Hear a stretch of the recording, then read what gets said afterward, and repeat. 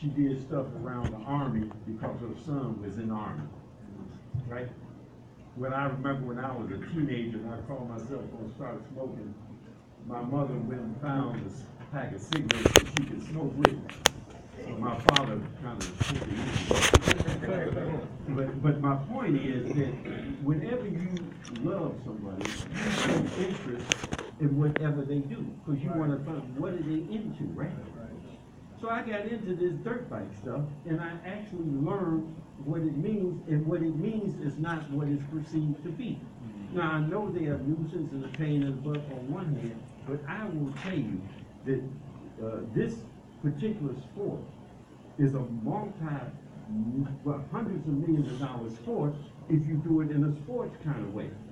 If you just do it riding up down the street, aggravating people, wheeling and stuff like that, that's an urban dirt bike. Professional dirt bike is a whole different world. And it's just like NASCAR. It's just like these big sporting events where people, the ones who rise to the top, make a whole lot of money, and then they have all kinds of people, mechanics. They have promoters. So there's a lot of money in the industry. So once I learned all that, we looked around and we said, well, we found a place that we're going to put a professional dirt bike track.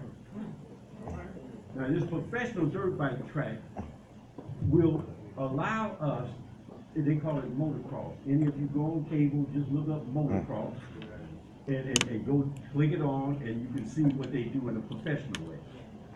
What this does is, now we're talking about giving our kids something to do. Now, how in the heck we're going to talk about we need to get to this kid? How are we going to get to this kid when the heck we condemn them for being the kid that they are? Right.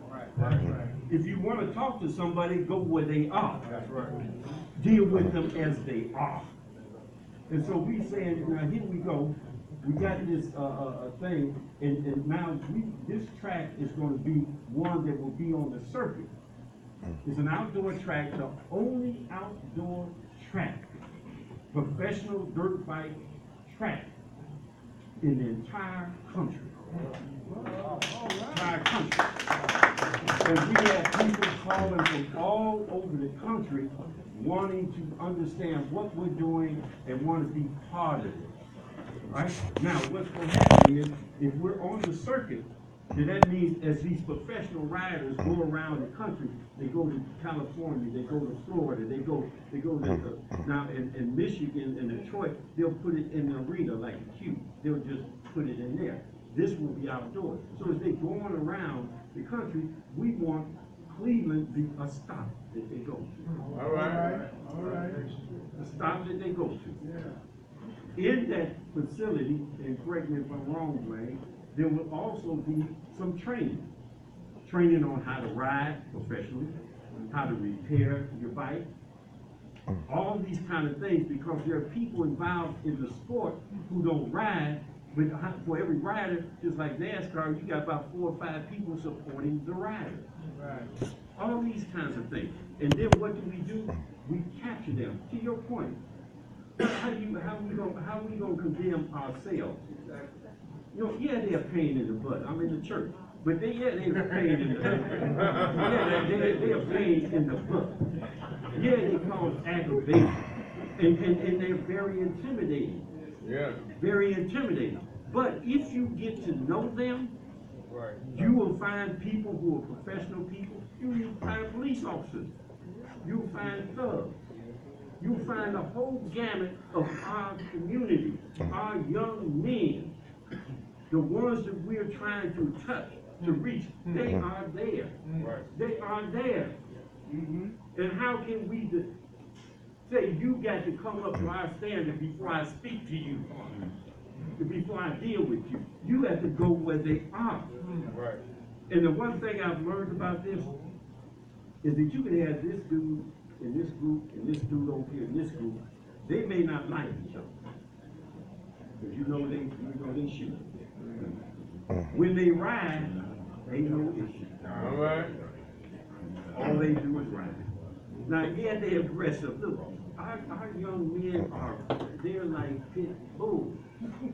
You trying to tell them, you trying to make a poodle out of them.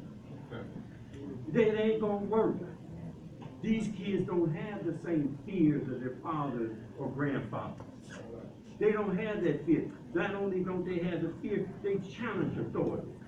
And aggressive. You got a gun, I got a gun too. That's right. That's the way they think. That's the way they behave. But when you give them that bike, you let them ride, then they all together. Now, once they start riding, that's another issue. That's another. So my point to you is, there's more to this than just what you hear about it. More to this. Because I'm trying to reach who you talking about. And I'm trying to reach them in a way that they understand, just like I didn't understand them doggone books. Until I had to break it down into me, to what I knew, and what I need to do the same thing with them.